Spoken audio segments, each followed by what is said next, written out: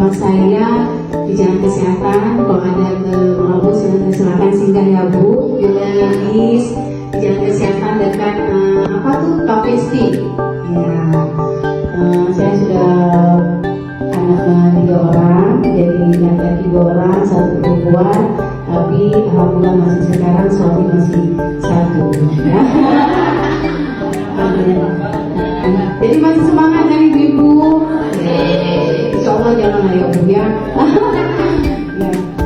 Bismillahirrahmanirrahim. Puji dan syukur, marilah sama-sama kita panjatkan kehadiran Allah SWT, yang mana kita sudah diberi kesehatan, keberkahan, sehingga kita dapat berkumpul di aula Puskesmas tercinta kami.